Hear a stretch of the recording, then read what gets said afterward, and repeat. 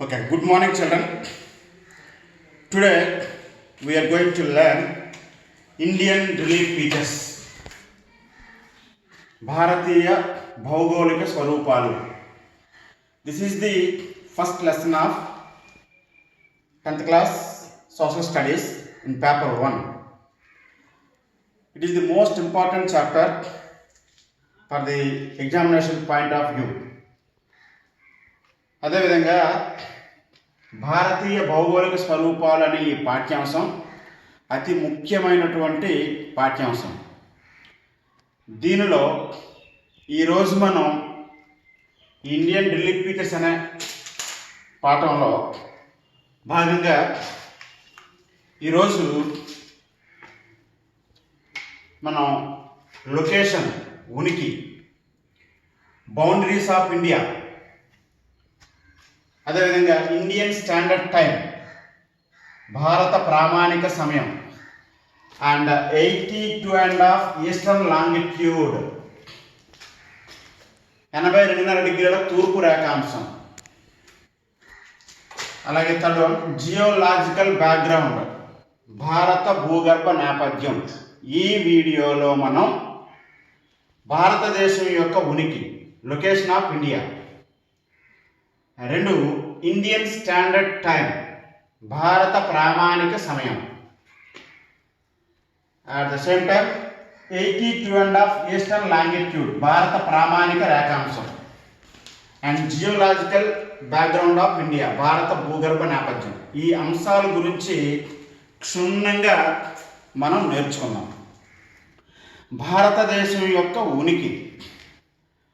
ఉనికి అనగా the word location means a particular place which is located in the world map or globe is called location. ప్రపంచ పటము పైన కానీ globe మీద కానీ ఒక ప్రదేశం ఖచ్చితంగా ఎక్కడుందో చెప్పడాన్ని ఉనికి అంటారు. దీనికోసం మనకి తెలియాల్సినటువంటి అంశం ఏంటంటే, the shape of the earth is globe. The model of the earth is globe. So మరి భూమి గోళాకారంగా ఉంది. గోళాకారంగా ఉండే భూమికి నమూనా globe. The center line of the globe is called equator line. This is equator line. ఇది భూమధ్య రేఖ. The equator line divided into earth two parts. Upper part of the globe is called northern hemisphere, ఉత్తరార్ధగోళం. Bottom part or southern part of the globe is called southern hemisphere, దక్షిణార్ధగోళం. భూమికి మధ్యగా గీయబడిన రేఖను భూమధ్య రేఖ అంటారు. భూమధ్య రేఖ భూగోళాన్ని రెండు అర్ధగోళాలుగా వేరు చేస్తున్నది. భూమధ్య రేఖకు ఉత్తరాన ఉన్న అర్ధగోళం ఉత్తరార్ధగోళం, భూమధ్య రేఖకు దక్షిణాన ఉన్న అర్ధగోళం దక్షిణార్ధగోళం. The centre parallel line is called equator line. The equator line value is 0 degree latitude. The 0 degree latitude is called equator line. Upper part of the equator line is called northern hemisphere. Bottom part of the globe is called southern hemisphere. మరి ఈ రకంగా ఉత్తరార్ధగోళం దక్షిణార్ధగోళం. ప్రపంచంలో ఏ దేశమైనా ఉంటే ఉత్తరార్ధగోళంలో ఉండాలి, లేదంటే దక్షిణార్ధగోళంలో ఉండాలి. ఒక ప్రదేశం ఎక్కడుందో చెప్పడాన్ని మనం ఉనికి అన్నాం. ఒక ప్రదేశం ఎక్కడుందో చెప్పడానికి గ్లోబ్కి అడ్డంగా గీసిన రేఖలను లాటిట్యూడ్స్ అంటారు, అక్షాంశాలు. 0 degree latitude, 1 degree latitude, 2 degree latitude. In the northern hemisphere there is 90 latitudes are there. In southern hemisphere there is 90 latitudes are there. Total latitudes include with 0 degree 181 latitudes. 0 degree latitude is called equator line. మరి ఇప్పుడు ప్రపంచంలో ఒక ప్రదేశం ఎక్కడుందో చెప్పడానికి ఉనికి అన్నాం. భారతదేశానికి వద్దాం. India is located in the northern hemisphere. భారతదేశం, ఈ భారతదేశం ఉత్తరార్ధగోళంలో విస్తరించి ఉన్నది. India is located in northern hemisphere, ఉత్తరార్ధగోళంలో ఉంది. సో ఉత్తరార్ధగోళంలో 0, 1, 2, 3. It starts from 8 degrees 4 minutes. So this is 8 degrees 4 minutes. భారతదేశం ఉత్తరార్ధగోళంలో 8 డిగ్రీల 4 నిమిషాల ఉత్తరాక్షాంశం నుంచి ప్రారంభమయ్యి 8, 9, 10, 11 ఇలా వచ్చేసరికి ఇది 37 డిగ్రీల 6 నిమిషాల ఉత్తరాక్షాంశం. సో భారతదేశం 8 డిగ్రీల 4 నిమిషాల నుండి 37 డిగ్రీల 6 నిమిషాల ఉత్తర అక్షాంశాల మధ్య విస్తరించి ఉన్నది అక్షాంశాల పరంగా.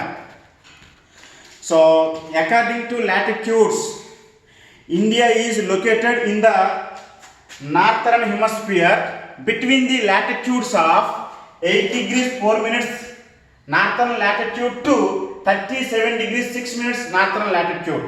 So 8 degrees 4 minutes to 37 degrees 6 minutes. So this is the location of India according to latitudes. Now we are going to learn the location of India according to longitudes. రేఖాంశాల ప్రకారం భారతదేశం ఎలా విస్తరించి ఉందో చూద్దాం. ఇంతవరకు మన అక్షాంశాల పరంగా భారతదేశం ఉత్తరార్ధగోళంలో 8 డిగ్రీల 4 నిమిషాల ఉత్తరాక్షాంశం నుండి 37 డిగ్రీల 6 నిమిషాల ఉత్తరాక్షాంశం మధ్య విస్తరించి ఉన్నది అని నేర్చుకున్నాం. ఇప్పుడు రేఖాంశాల పరంగా భారతదేశం ఎలా విస్తరించి ఉందో నేర్చుకుందాం. So in the mean while the vertical line, the center vertical line is 0 degree longitude. This 0 degree longitude, the center longitude of the world, the center longitude of the world is 0 degree longitude. ప్రపంచానికి మధ్యగా పోయే రేఖాంశం 0 degree రేఖాంశం. ఈ 0 degree రేఖాంశం ఐరోపా ఖండంలో, England దేశంలో, London నగరంలో Greenwich ఖగోళ పరిశోధనా కేంద్రం గుండా పోతుంది కావున దీనికి గ్రీనిచ్ రేఖాంశం అని కూడా అంటారు. సో రేఖాంశాలను ఇంగ్లీష్లో లాంగిట్యూడ్స్ అంటాం. ఈ రేఖాంశాల ఆధారంగానే ఒక ప్రదేశం వద్ద ఎప్పుడు మిట్ట మధ్యాహ్నం అవుతుందో చెబుతారు. కాబట్టి longitudes are called as meridian lines. రేఖాంశాలని మధ్యాహ్న రేఖలని కూడా అంటారన్నమాట. సో రేఖాంశాలని మధ్యాహ్న రేఖలని కూడా అంటారు. కాబట్టి 0 degree meridian, this is also called as Greenwich meridian. ఈ గ్రీనిచ్ రేఖాంశము లేదా 0 డిగ్రీ రేఖాంశము కూడా భూగోళాన్ని 2 భాగాలుగా వేరు చేస్తుంది. గ్రీనిచ్ రేఖాంశానికి తూర్పున ఉన్న అర్ధగోళాన్ని తూర్పు అర్ధగోళము లేదా పూర్వ అర్ధగోళము అంటారు. తూర్పు అర్ధగోళము లేదా పూర్వ అర్ధగోళం. గ్రీనిచ్ రేఖాంశానికి పశ్చిమాన ఉన్న అర్ధగోళాన్ని పశ్చిమ అర్ధగోళము అంటాం. The 0 degree longitude are Greenwich meridian divided into 2 parts. The east part of the globe is called eastern hemisphere and the west part is called western hemisphere. Now India is located according to longitudes in the eastern hemisphere. India is located according to longitudes in eastern hemisphere. రేఖాంశాల ప్రకారము భారతదేశం తూర్పు లేదా పూర్వార్ధగోళంలో విస్తరించి ఉన్నది. So how many longitudes in the globe? There are 360 longitudes. In eastern hemisphere 180, and western hemisphere 180. So 0, 1, 2, 3, 4, 180 longitudes are in eastern hemisphere. 180 longitudes are in western hemisphere. India is located in eastern hemisphere between the latitudes of 1, 2, 3. ఇక్కడికి వచ్చేసరికి 68 డిగ్రీల 7 నిమిషాల తూర్పు రేఖాంశం. 68 డిగ్రీల 7 నిమిషాల తూర్పు రేఖాంశం నుండి 68, 69 ఇలా వస్తే ఈ చివరకు వచ్చేసరికి 97 డిగ్రీల 25 నిమిషాల తూర్పు రేఖాంశాల మధ్య విస్తరించి ఉన్నది. రేఖాంశాల ప్రకారం భారతదేశం తూర్పు లేదా పూర్వార్ధగోళంలో 68 డిగ్రీల 7 నిమిషాల తూర్పు రేఖాంశం నుండి 97 డిగ్రీల 25 నిమిషాల తూర్పు రేఖాంశాల మధ్య విస్తరించి ఉన్నది. According to longitudes, India is located in the eastern hemisphere between the longitudes of 68 degrees 7 minutes to 97 degrees 25 minutes. This is the location of India. ఇంతవరకు మనం భారతదేశ ఉనికి గురించి నేర్చుకున్నాం. సో ఇందులో the most important latitude tropic of cancer. So tropic of cancer passes in the center of India. 23rd end of northern latitude is called tropic of cancer. 23.5 డిగ్రీల ఉత్తర అక్షాంశాన్ని కర్కట రేఖ అంటారు. 23rd end of northern latitude is called tropic of cancer. ఈ కర్కట రేఖ లేదా tropic of cancer అనేది భారతదేశంలో 8 రాష్ట్రాల గుండా ప్రయాణం చేయుచున్నది. 1 Gujarat, 2nd one Rajasthan, 3rd one Madhya Pradesh, 4th one Chhattisgarh, 5th one Jharkhand, Odisha, west Bengal, Tripura, Mizoram. The tropic of cancer passes through in India nearly 8 states. They are, the first one is Gujarat, 2nd one Rajasthan, 3rd one Madhya Pradesh, 4th one Chhattisgarh, 5th one Jharkhand, 6th one Odisha, West Bengal, Tripura, Mizoram. Sorry, it is not passes into Odisha. Sorry. So there are 8 states: Gujarat, Rajasthan, Madhya Pradesh, Chhattisgarh, Jharkhand, West Bengal, Tripura, Mizoram. కర్కట రేఖ భారతదేశంలో 8 రాష్ట్రాల గుండా ప్రయాణిస్తున్నది. Gujarat, Rajasthan, Madhya Pradesh, Chhattisgarh, Jharkhand, west Bengal, Tripura, Mizoram. ఇది ఖచ్చితంగా విద్యార్థికి క్షుణ్ణంగా అర్థం అవ్వాలి. ఈ క్రింది వారంలో భారతదేశంలో కర్కట రేఖ ఏ రాష్ట్రం గుండా ప్రయాణించడం లేదు, కర్కట రేఖ ప్రయాణిస్తున్న రాష్ట్రాల పేర్లు రాయండి అంటాడు. సో ఖచ్చితంగా మ్యాప్ ఆధారంగా చేసుకొని కర్కట రేఖ భారతదేశంలో ఏ రాష్ట్రాల గుండా ప్రయాణిస్తున్నదో చక్కటి అవగాహన ఏర్పరచుకోవాలి. ఇలా అవగాహన ఏర్పడాలి అంటే ఎక్కువ సార్లు మ్యాప్ ప్రాక్టీస్ చేయాలి. మ్యాప్ ప్రాక్టీస్ అనేది ఒక అభిరుచితో కూడుకున్నటువంటి అంశం. నేర్చుకోవాలన్న కుతూహలంతో ప్రాక్టీస్ చేస్తే ఖచ్చితంగా ఇది తీరుతుందన్నమాట. సో ఇంతవరకు మనం భారతదేశం యొక్క ఉనికి గురించి నేర్చుకున్నాం. ఈ ఉనికితో పాటు బౌండరీస్ ఆఫ్ ఇండియా భారతదేశం యొక్క సరిహద్దుల గురించి నేర్చుకున్నాం. సో భారతదేశానికి సరిహద్దులుగా చూస్తే the western boundary of India Arabian sea.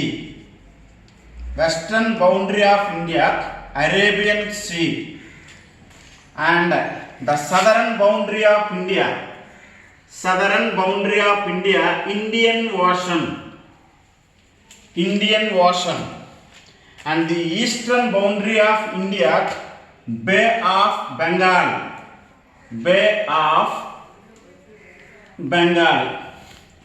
And the northern boundary of India, Himalayan ranges. Himalayan ranges. What are the boundaries of India? సహజంగా భారతదేశానికి సరిహద్దులేవి అన్నప్పుడు భారతదేశానికి దక్షిణాన హిందూ మహాసముద్రం, ఉత్తరాన హిమాలయ పర్వతాలు, ఉత్తరాన ఈ ప్రాంతంలో హిమాలయ పర్వతాలు విస్తరించి ఉన్నాయి, పశ్చిమాన అరేబియా సముద్రం, తూర్పున బంగాళాఖాతం అని చెబుతాం. These are the boundaries of India. దీనికి సమాంతరంగా what are the neighbouring countries of India అంటాడు. భారతదేశానికి పొరుగునున్న దేశాలు ఏవని చెప్పి. So the neighbouring countries of India, the first one is Pakistan. భారతదేశానికి Pakistan is located on the direction of north west. This is called వాయవ్యాన పాకిస్తాన్. మరియు second one Afghanistan, Pakistan, Afghanistan. And the third one is China. And the fourth one is Nepal. And the fifth one is Bhutan. And the sixth one is Myanmar, and the seventh one is Bangladesh, and the eighth one is Sri Lanka. So what are the neighboring countries of India? What are the neighboring countries of India? భారతదేశానికి సరిహద్దు లేదా పొరుగు దేశాలు రాయండి అంటారు. So there are 8 countries has boundary with India. They are, the first one is Pakistan, and the second one is Afghanistan, and the third one is China, fourth one Nepal, fifth one Bhutan, and the sixth one is Myanmar, seventh one Bangladesh, and the eighth one Sri Lanka. భారతదేశంకి పొరుగున ఉన్నటువంటి విదేశాలు 8. So between Pakistan and India, Pakistan and India, the boundary of Pakistan and India is, the first one is LOC, line of actual control, and the second one is Radcliffe line. భారతదేశాన్ని పాకిస్తాన్ని వేరు చేస్తున్నది Radcliffe line. And the boundary line between Afghanistan and India, boundary line between Afghanistan and India is Durand line. భారతదేశాన్ని పాకిస్తాన్ని వేరు చేస్తున్నటువంటి రేఖ ఒకటి రెడ్క్లిఫ్ రేఖ, రాడ్క్లిఫ్ లైన్, రెడ్క్లిఫ్ లైన్. భారతదేశాన్ని ఆఫ్ఘనిస్తాన్ని వేరు చేస్తుంది Durand line. And the boundary line of China and India, చైనాని భారతదేశాన్ని వేరు చేస్తున్న సరిహద్దు రేఖ భారతదేశానికి ఈశాన్య భాగంలో McMahon line is the boundary line between China and India. ఇండియాని భారతదేశాన్ని వేరు చేస్తున్న సరిహద్దు రేఖ మెక్మోహన్ రేఖ. So what is the boundary lines? What is the boundary lines between Myanmar and India? So this is Myanmar. In the previous name of Myanmar, Burma. So between Myanmar and India, there are mountains named Patkai Mountains. These are the group of mountains. A group of mountains, Patkai Bum. These are also known as Purvachal Mountains. భారతదేశానికి తూర్పున భారతదేశాన్ని మయన్మార్ని వేరు చేస్తున్నటువంటి పర్వతాలు పాట్కాయబమ్ range లేదా పూర్వాచల్ పర్వతాలు. భారతదేశాన్ని మయన్మార్ని వేరు చేస్తున్న పర్వతాలు పూర్వాచల్ పర్వతాలు. And the Bangladesh, at the same time Sri Lanka. So భారతదేశానికి శ్రీలంకకి వేరు చేస్తున్నటువంటి ప్రాంతాలు, భారతదేశానికి శ్రీలంకకి మధ్య ప్రధానంగా భారతదేశానికి శ్రీలంకకి మధ్య so the first one is Mannar Gulf, Mannar Gulf, and the second one is Fox Strait, and third one is Pamban Island. So these are the between India and Sri Lanka. So భారతదేశానికి శ్రీలంకకి మధ్య Mannar Gulf Mannar Sindhu శాఖ అనేది ఒకటి ఉంది. భారతదేశానికి శ్రీలంకకి మధ్య పాక్ జలసంధి అనేది ఒకటి ఉంది. భారతదేశానికి శ్రీలంకకి మధ్య పంబన్ దీవి అని ఉందన్నమాట. అంటే ఈ మూడింటికి ప్రత్యేకతలు ఉన్నాయి. భారతదేశాన్ని శ్రీలంకని వేరు చేస్తున్నటువంటి ఈ జలభాగం చూశారు. So these water body is called Pak straight is divided India and Sri Lanka and the Mannar. So Mannar is one of the land mass which is belongs to Sri Lanka. So భూభాగంలో చొచ్చుకొని వచ్చిన జలభాగాన్ని సింధు శాఖ అంటాం. సో మన్నార్ సింధు శాఖ కూడా ఈ ప్రాంతంలో ఉంది భారతదేశానికి శ్రీలంకకి మధ్య. సో భారతదేశానికి శ్రీలంకకి మధ్య ప్రాచీన కాలంలో త్రేతాయుగంలో శ్రీరాముడు శ్రీలంకకి వేసినటువంటి వారధి రామసేతు అంటాం, ఆడమ్స్ బ్రిడ్జ్. ఈ ఆడమ్స్ బ్రిడ్జ్లో భాగమే పంబన్ దీవి.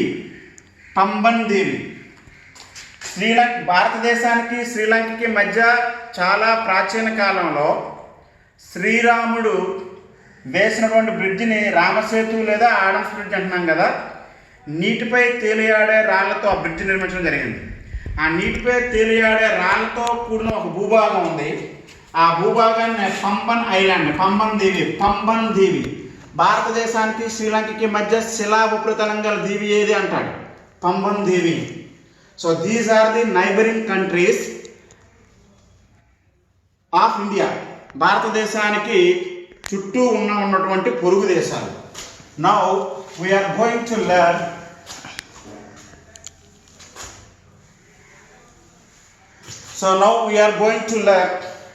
the last points of India, the most tips of India, the northern most tip of India. భారతదేశానికి ఉత్తరాన చిట్ట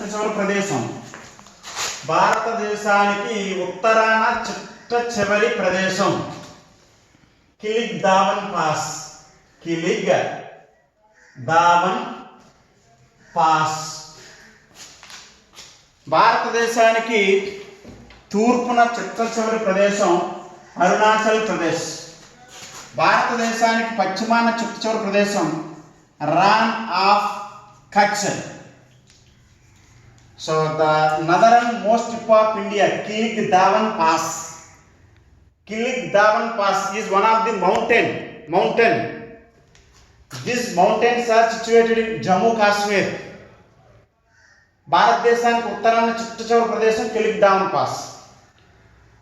the easternmost tip of India. భారతదేశానికి తూర్పున చిట్ట చివరి ప్రదేశం అరుణాచల్ ప్రదేశ్. భారతదేశానికి పశ్చిమాన చిట్ట చివరి ప్రదేశం గుజరాత్లో రాన్ ఆఫ్ కచ్.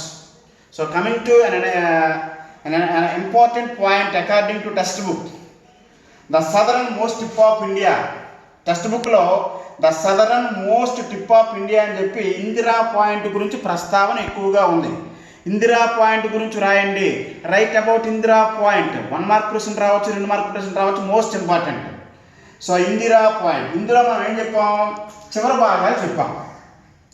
భారతదేశానికి దక్షిణాన చిట్ట చివరి ప్రదేశం మరి చెప్పాలి కదా. ఉత్తరాన్ని చెప్పాం, తూర్పుని చెప్పాం, పశ్చిమాన్ని చెప్పాం. దక్షిణాన చిట్ట చివరి ప్రదేశం this is called Cape of Kanyakumari. CAPE Cape of Kanyakumari. Cape of Kanyakumari. ఈ కేప్ ఆఫ్ కన్యాకుమారిలో ముందు కేప్ అంటే ఏంటో చూద్దాం. CAPE కేప్ అంటే అగ్రము లేదా కొన లేదా చివరి భాగం.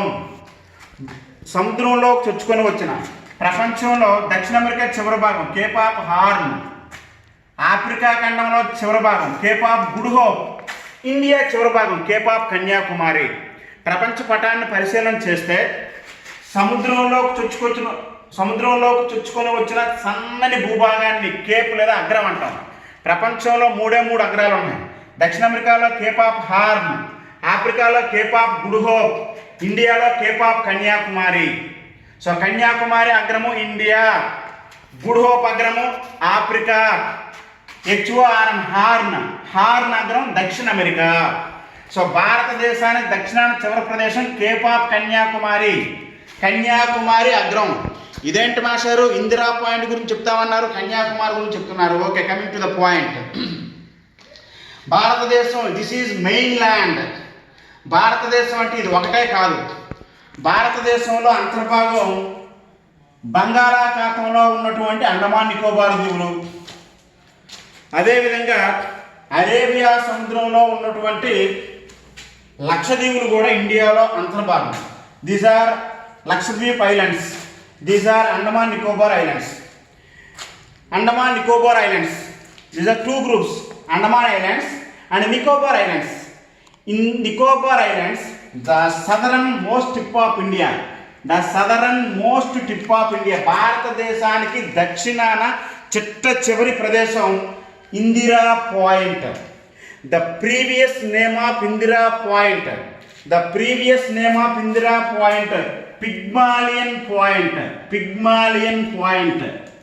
Pygmalion. భారతదేశానికి దక్షిణాన చిట్ట చివరి ప్రదేశం Pygmalion point. So Pygmalion point is located in the Nicobar islands which belongs to India in Bay of Bengal. So what is the difference between Kanyakumari and Indira Point? పిల్లలు జాగ్రత్తగా అర్థం చేసుకోండి. ప్రధాన భారతదేశానికి దక్షిణాన చిట్ట చివరి ప్రదేశం కన్యాకుమారి. మెయిన్ ల్యాండ్ అనే పదం పడాలి. ప్రధాన భారతదేశము అనకుండా భారతదేశానికి దక్షిణాన చిట్ట చివరి ప్రదేశము అంటే ఇందిరా పాయింట్ లేదా Pygmalion point. The previous name of this point Pygmalion after the death of Indira Gandhi జ్ఞాపకార్థం 1984 తర్వాత ఈ పిగ్మాలియన్ పాయింట్ని ఇందిరా పాయింట్గా పిలుస్తున్నాం. So right about Indira point in 1 or 2 sentences అంటాడు. The southernmost tip of India is Indira Point. Indira Point is located in Bay of Bengal in the islands of Andaman Nicobar Islands. Indira Point also known as Pygmalion Point. This is the information about Indira Point. Okay, Cape of Kanyakumari. Where is Cape of Kanyakumari in Tamil Nadu? So this is the last points of India. Now we are going to learn the most important aspect in this lesson, Indian Standard Time, భారత ప్రామాణిక సమయం. So ఈ భారత ప్రామాణిక సమయం గురించి మనకి స్పష్టంగా అర్థం అవ్వాలంటే,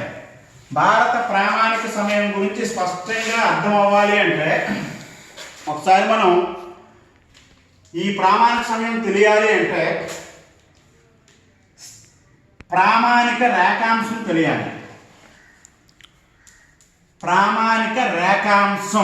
this is called standard longitude.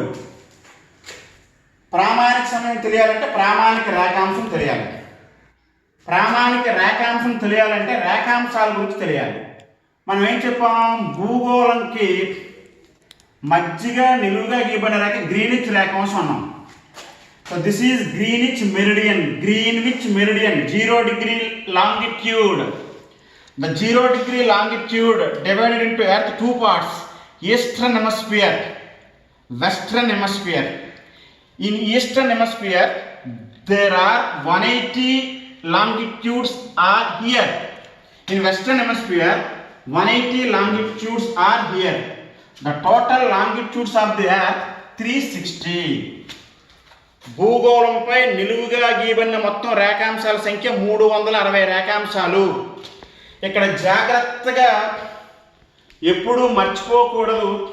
స్పష్టంగా అర్థం అవ్వాలంటే శాస్త్రీయంగా అర్థం చేసుకోవాలంటే భూగోళంపై నిలువుగా గీయబడిన రేఖాంశాల సంఖ్య, భూగోళంపై నిలువుగా గీయబడిన రేఖాంశాల సంఖ్య 360.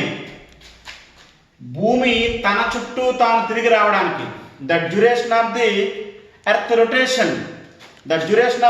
Rotation is 24 hours. భూమి తన చుట్టూ తాను తిరిగి రావడానికి 24 గంటల సమయం పడుతుంది. అనగా భూమి మీద నిలువుగా గీయబడినటువంటి 360 రేఖాంశాలు ఒకసారి తిరిగి రావడానికి 24 గంటల సమయం పడుతుంది. 24 గంటల్ని మనం నిమిషాల్లోకి మార్చామనుకోండి, 24 × 60. భూమి తన చుట్టూ తాను తిరిగి రావడానికి 1440 నిమిషాల సమయం పడుతుంది. 1440 నిమిషాల్లో 360 రేఖాంశాలు ఒకసారి తిరిగి వస్తాయి. అనగా 1440/360 వేసాం అనుకోండి, 0 పోతే 36 1 36 4 144. అనగా భూమి తన చుట్టూ తాను పశ్చిమ నుండి తూర్పు తిరిగినప్పుడు ఒక రేఖాంశం మీద సూర్యకాంతి పడి మరొక రేఖాంశం సూర్యునికి ఎదురుగా రావాలంటే 4 నిమిషాల సమయం పడుతుంది. అనగా ఒక రేఖాంశం నుండి ఇంకొక రేఖాంశానికి సూర్యకాంతి ప్రసరించడానికి పట్టే సమయం 4 నిమిషాలు. అంటే భూమి ఒక గంటలో 15 రేఖాంశాలు తిరుగుతుందన్నమాట. ఈ విషయం చాలా స్పష్టంగా తెలియాలి. మరొకసారి రిపీట్ చేస్తున్నాను. భూగోళంపై నిలువుగా గీయబడిన మొత్తం రేఖాంశాల సంఖ్య 360. 360 రేఖాంశాలు ఒకసారి తిరిగి రావడానికి 24 గంటలు. 24 గంటల నిమిషాల్లోకి మారిస్తే 1440 నిమిషాలు. 1440 నిమిషాల్లో 360 రేఖాంశాలు ఒకసారి తిరిగి వస్తాయి.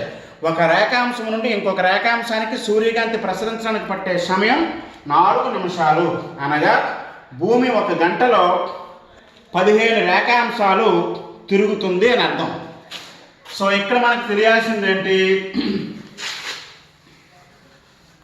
జాగ్రత్తగా, భారతదేశం 68 డిగ్రీల తూర్పు రేఖాంశంకి, నిమిషాలు మార్చేద్దాం, నిమిషాలు 7 నిమిషాలు ఎదురండి. 68 డిగ్రీల తూర్పు రేఖాంశానికి, 97 డిగ్రీల తూర్పు రేఖాంశానికి. మన సౌలభ్యం కోసం ఇక్కడ 7 నిమిషాలు, ఇక్కడ 25 నిమిషాలు విడిచిపెట్టాను నేను. భారతదేశం 68 డిగ్రీల తూర్పు రేఖాంశానికి, 97 డిగ్రీల తూర్పు రేఖాంశానికి మధ్యలో విస్తరించి ఉన్నది. అంటే సుమారుగా 29 రేఖాంశాలు. భారతదేశం మీదుగా 29 రేఖాంశాలు పోతున్నాయి. 29 రేఖాంశాలు సుమారుగా 30. ఎందుకంటే ఇక్కడ 7 నిమిషాలు ఉంది, ఇక్కడ 25 నిమిషాలు ఉంది. కాబట్టి 7 + 25 32 దాటిపోయింది. కాబట్టి 60 అంటే ఒక రేఖాంశం, సగం కన్నా ఎక్కువ. కాబట్టి మొత్తం 30 రేఖాంశాలు భారతదేశం మీదుగా పోతున్నాయని చెప్తాం. భారతదేశం మీదుగా 30 రేఖాంశాలు పోతున్నాయి. అంటే 30 రేఖాంశాలు అనగా ఒక రేఖాంశం నుంచి ఇంకో రేఖాంశం 4 నిమిషాలు అన్నాం. కాబట్టి 34